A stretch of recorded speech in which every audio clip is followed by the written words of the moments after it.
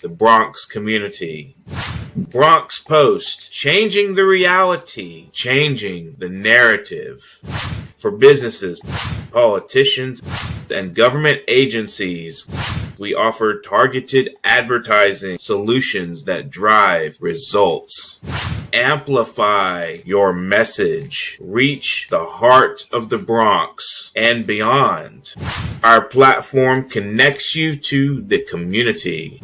Learn more. Email info@bronxpost.com or call 718-892-5555. Visit www.bronxpost.com for breaking news and updates. Bronx Post, changing the reality, changing the narrative. Greetings on live from New York City. My name is Sheikh Musa Drammeh. I am on Parrot TV. Behind the scene is the executive, producer, Mutiu Olawuyi. So today, before I begin, let me, give, salutation to our Jewish brothers and sisters who are observing Passover, as well as today is Palm Sunday, those who are observing Palm Sunday. So I just wanted to salute you and to wish you a peaceful and a blessed observance of these respective religious days, holy days. And I am sure, New York City is so diverse with religious affiliations. I'm sure there may be other religious holidays that I may not be aware of, but anyone who's celebrating any religious observance or holiday, please, take my greetings and my prayer, for your occasion. So with that being said, let's get on with the business at hand. So I am the president and co-founder of STEMDUP Institute. STEMDUP Institute is a non-profit, non-governmental organization that advocates, for higher educational attainment, as well as, government, corporate, and individual investment, into education for all our boys and girls, wherever they may live, regardless of their socioeconomic status, regardless of their circumstances. We advocate for heavy investment and universal investment in education because, as many scholars have said, education is our passport, to higher income earning, to liberation, to independence, to economic prosperity, to safety, and to many, many other benefits. And, in the religious circle, in many books, God differentiates those with knowledge, with those who do not have the knowledge, meaning that, those with knowledge and understanding and wisdom can never be equal to those who do not possess, such blessings. So today, the topic for today is pretty much America's China problem panacea. That is the topic. What is the panacea for America's China problem? And, that is the broader topic, but I will bring it right in a very, very localized, way, which is actually the main reason why I'm doing this, this show. For the past several decades, we have witnessed, unfortunately, the demise of America's, industrial, superpower, moving from being the top to pretty much now struggling with even producing the basic, items and commodities that Americans consume. And while America was closing its manufacturing and the industry, corporations, Wall Street, was heavily investing in manufacturing in China and many other nations, and outsourcing became pretty much the fact of the day.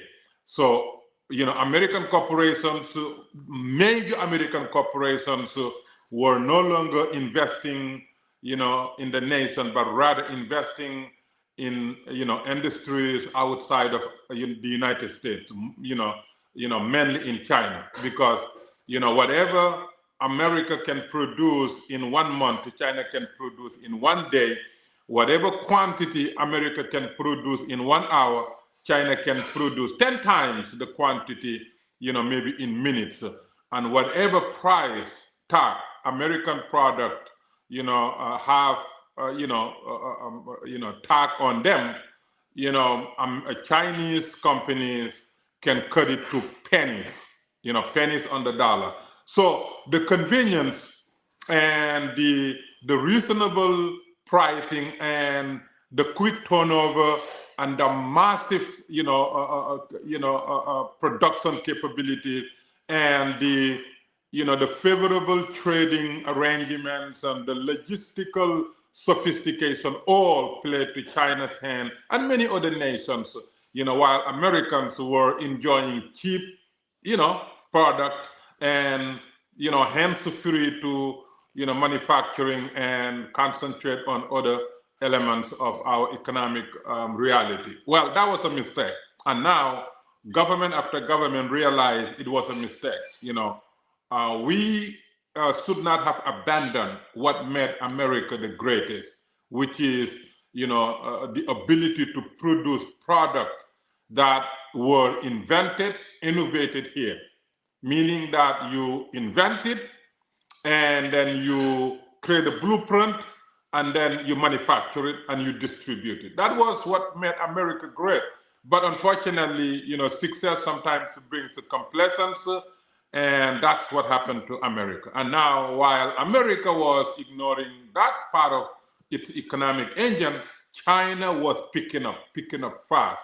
Today, China, that was so small with the GDP 30, 40 years ago, is now only second to the United States and growing fast. And that is a situation now, our current president is trying to change, but unfortunately, he's going the wrong way. Rather than, doing what made America great in the first place, he's going about really sabotaging, trying to sabotage or punish the success that China, has endured in the last several decades. And we believe that that is not the best way. Number one, competition is healthy and is good. Number two, if China deserves, what China is getting and the status it has, attained, then, the best way, to compete with China is, to do it clean and to do it in a very ethical and very, justifiable way, but not, punish or sabotage or come up with programs and systems that really undermine, China and other nations. So, we're not with our president on that. We understand his concern, and we believe we know why he's doing what he's doing, but we don't agree with how he's doing it, and we don't agree with the plan, and we certainly don't agree with this, trade war that has already been, unfortunately, affecting a lot of businesses and consumers and our relationships with some of the best allies and closest allies and most reliable allies, the longest, relationship allies that we have. So we believe that is counterproductive, counterintuitive, and unfortunately not something, majority of Americans, support. But we understand the concern and we understand the, the imbalance and whatever. But we also not forget America is everywhere, and America's products are being sold and consumed everywhere. So, the story should not only be China is very, aggressive competitor, but rather let's find a balanced approach, to this trade situation. And so I just wanted to, said those things. Now, what made China what China has become? Coming from pretty much a third world country status, even though China is one of the most historic nations on the globe, but economically, China was a third world country 50 years ago. China was a struggling, major, diverse, country that, tried to put together a system of self-governance and a unification and economic strategy that propelled them. And, they went through the struggles. They went through some of the most difficult periods, politically, economically, militarily, ethnic-wise. But at the end, the Chinese communist, leaders were able to, heavily focus on STEM, which is the subject of this show today. STEM, science, technology, engineering, and mathematics. The Chinese leaders knew that what made China so relevant historically was STEM, actually, before, because while other nations were struggling and preoccupied with empires and expansion globally, China was concentrated on, creating, systems that, enable it to be historically relevant. Even today, when you go to China, you will see, some of the towns and buildings and, some, infrastructure that were developed so long time ago with, when the West was, struggling with even, political and ethnic and religious, independence. So China has been very relevant with STEM. But in the last 5 decades, China said, well, the West has copied what the East was known. And therefore, and the West, and that copying propelled the West now to be on top. And nobody doubts that the Western nations are now on top, whether we're talking about the Americas or Western Europe or Australia. The West is on top because the West saw what the East was doing, copied, and multiplied. Whether it is a military know-how, navigation, philosophy, or STEM. Whatever the West was known or originated or invented, the West said, well, the East did it, but now we're going to do it better. And, that move created super, wealthy nations, for the West. And that enabled them actually to conquer more land and actually stole more resources and confiscated what belonged to others, whether it is, natural resources or, proprietary, intellectual, possession, whatever it is. The West went out and stole what the East, had, and then multiplied to their advantage. And today, the West is, indisputable, champion of, growth and development. Then China came and said, you know what? Well, we started it, you learned from it, and then you took it, you developed it to heights that was never ever known in the history of mankind, and it worked for you. Now we're gonna retake as much back. And that's what China and India and South Korea and Israel and other nations, outside the West did, and it worked wonderful to them, because if it works for one, it'll work for others. Today you go to China, when it comes to manufacturing, innovation, building infrastructure, they're almost incomparable. You go to South Korea, small, tiny country. You go to Israel, very small, tiny country. You go to other nations that utilize STEM, then you see the power of STEM. And while the United States continue to be number one, but China is fast growing to a point where indications show in the next 2 to 3 decades, China will become, even less, China will become, and India, by the way, the world's largest economy, and that is frightening, to our elected officials and our leaders, and that's why some of them are doing things that are unfortunately self-sabotage. And now the panacea is why I'm here today. What is the panacea? STEMDUP. Science, technology, engineering, mathematics, diversity, unity, and peace. Because what the West has, which is so empowering, is the ability to accommodate the diversity of the world. You come to the United States, you come to New York, for example, New York City is known to be the most diverse city under the sun.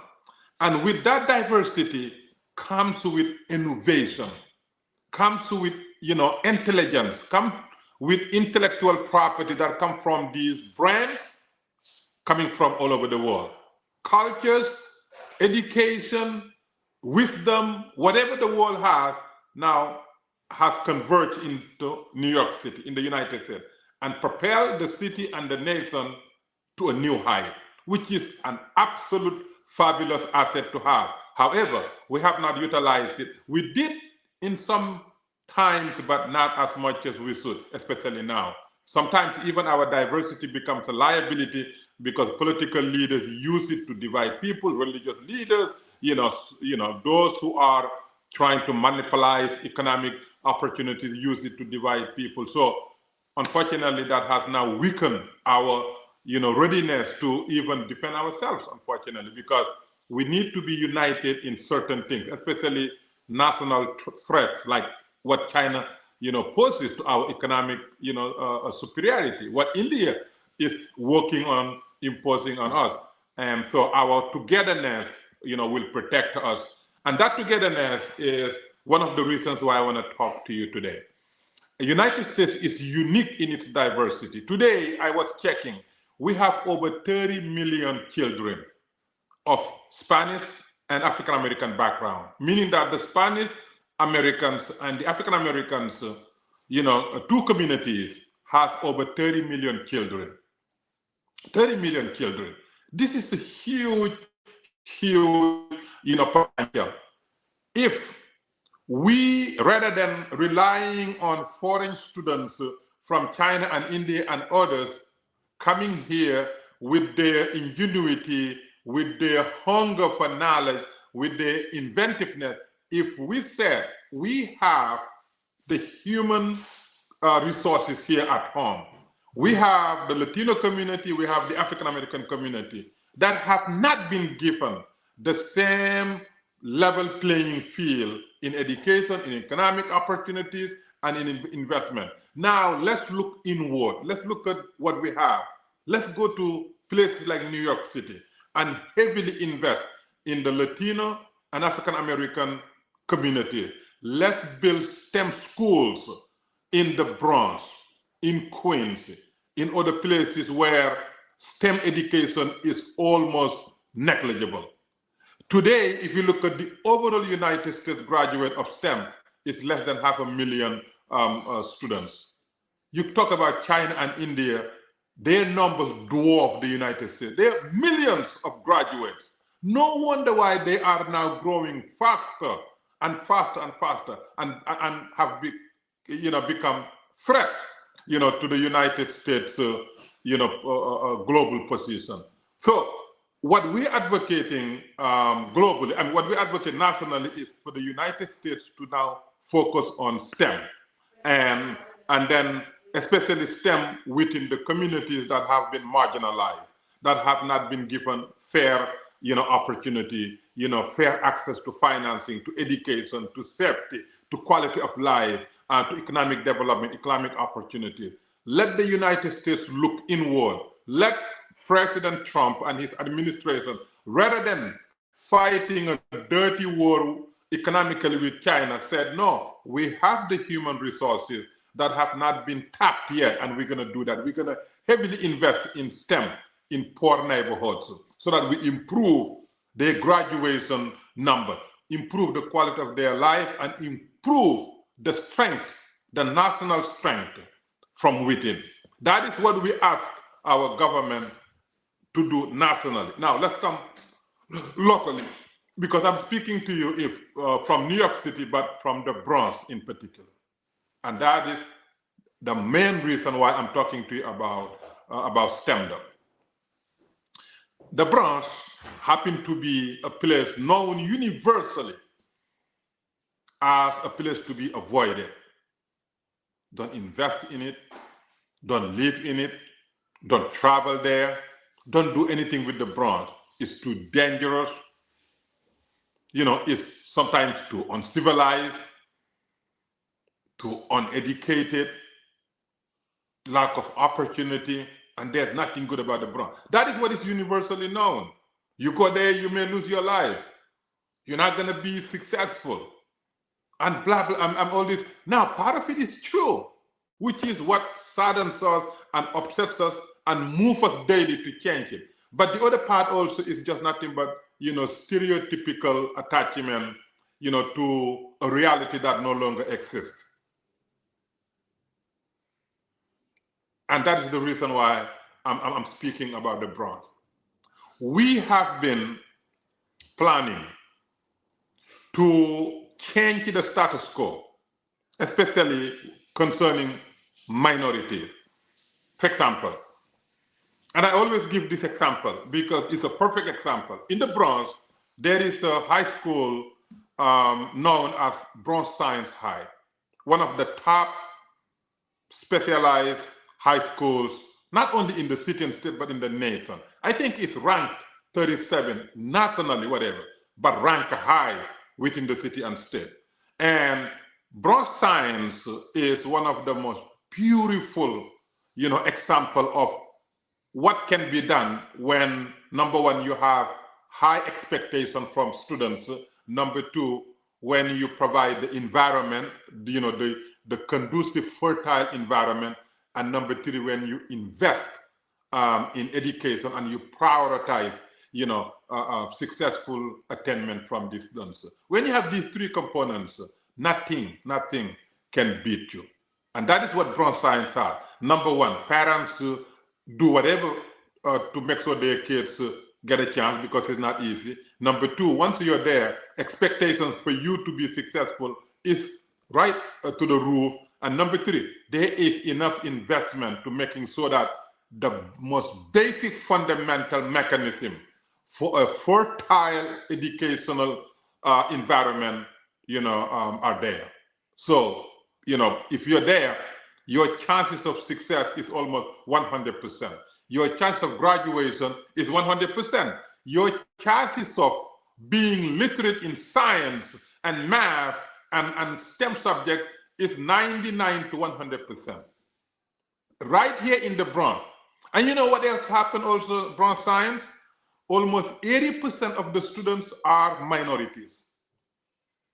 Meaning 8 out of 10 students come from minority household. And you know what else?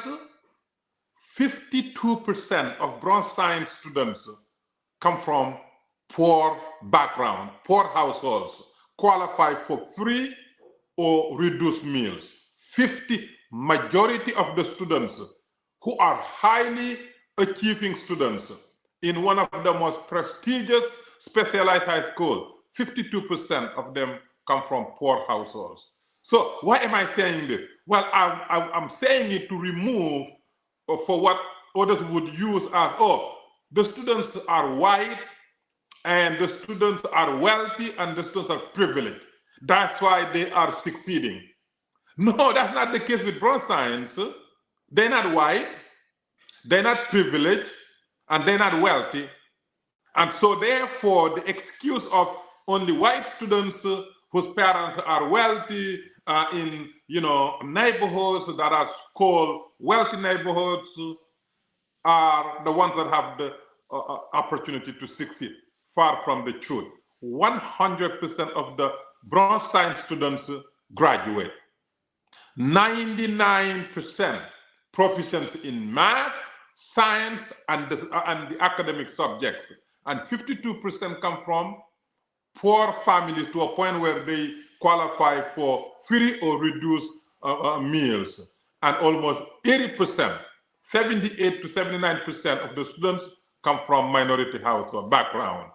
That is the convincing argument that I am making, that if we expect a high achievement and invest in our children's education and do everything to protect them, create this fertile environment, our children, no matter what their background, no matter what their lived experience, no matter who they are, what race they are part of, they will succeed. Race has nothing to do with intelligence, nothing, 0, 0, 0. But when you expect this group, to always fail and this group to always, succeed, that's exactly what you're gonna get. And today what happened is the Asian students, who are mostly immigrant students, are the top achievers in most, high achieving schools. Why? Because they focus on making sure that is the case. This is something that they don't even, it's not option to them or optional. It is a must. They must succeed. And that's why they're succeeding. They are on top of even the whites. Even the whites. Now, let's come back to the race again. For example, let's take the Nigerian immigrant students. Here in the United States, according to census, the highest achieving group of immigrants are Africans. And you know why? Because the Nigerians have the same, attitude about education like the Asians. The children must be doctors and lawyers and engineers and teachers and successful individuals. And guess what happened? They become like that. Today, you go to all these hospitals, whatever, who do you see? Nigerian doctors, Nigerian registered nurses. You go to schools, professors, Nigerians. You go to many high achieving environments, you see Nigerians. Why? Because you go to elementary schools, junior highs and high schools, colleges, universities, you see the students. There's no magic or miracle to success. If we provide the best educational attainment for children, regardless of who they are and their background, they will be leaders, they will be success stories, and they will now create intergenerational success. And that is why we are trying to convince our elected officials from the Bronx and New York City to always invest in education, but especially in STEM education. Always STEM education. Now, let me end with STEM. What is STEM? STEM, this is two categories. STEM, which is science, technology, engineering, mathematics, which change. Any nation that develops today change because of STEM. And then because of our over 23 years of education and peace building, we were able to construct diversity, unity, and peace. Because we live in New York City, the most diverse city in the world, but yet we are not interacting outside of work. As a matter of fact, our public school system is one of the most segregated public school systems in the nation. Yet, right here in the most diverse city in the nation, that is not sustainable, and that should be changed. That's why, based on our experience, we build a mechanism where we can promote diversity, unity, and peace. So we incorporate diversity, unity, and peace into STEM so that the scientists will also be conscious. We don't want top scientists whose job it is only to build bombs, killing machines. We want scientists who can also build, tools and infrastructure for the hospitals, for relief organizations, for infrastructure that enable life and liberty and health. That's why when you have now STEM and you have DUP, diversity, unity, and peace, that is the panacea that we need. In order for us to equalize the leveling playing field among races and groups, we have to provide equalized level playing field in education. And that is the solution. And that is what we're advocating. And that is what we want supporters to support our campaign. We're not compromising it. We are not praying for any miracle or expecting magic. We know what the solution is. It is good education. But the best solution now for our students is STEMDUP. Science, technology, engineering, mathematics, diversity, unity, and peace.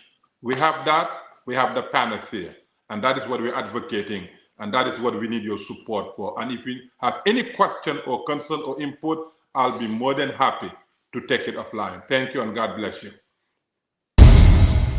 Imagine a media platform that reshapes the conversation, empowers your voice, and redefines the Bronx community.